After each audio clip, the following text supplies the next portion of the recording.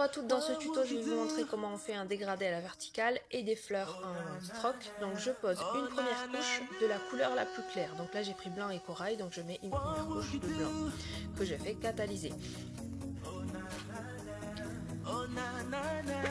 Donc sur mes ongles je l'ai fait en vernis classique et comme d'habitude je fais jamais de semis sur moi. Donc là c'était le vernis classique à droite, à gauche le semis.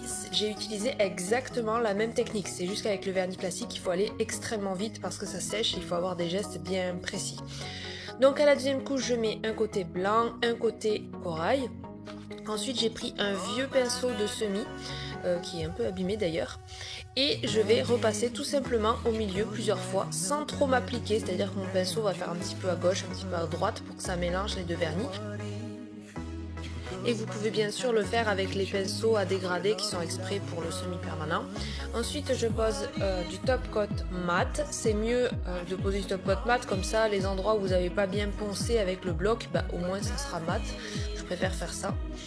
Ensuite je prends mes deux couleurs pour le one stroke, donc c'est les couleurs au choix, vous prenez ce que vous avez envie. Je mélange une des deux peintures parce que la peinture rose était beaucoup plus épaisse que la blanche. Il faut absolument quand vous faites du one stroke que les deux peintures soient à la même texture. Ensuite je prends un pinceau de 3 mm, pas plus parce qu'il y a quand même beaucoup de fleurs à faire. Je trempe dans les deux couleurs, je mélange comme d'habitude avec le one stroke et ensuite je fais plein de petites fleurs les unes sur les autres. Il faut essayer de visualiser et d'avoir votre motif à peu près en tête pour pouvoir essayer d'imaginer et de superposer les fleurs comme il faut. C'est pas juste des fleurs qui sont côte à côte, c'est des fleurs qui sont les unes sur les autres.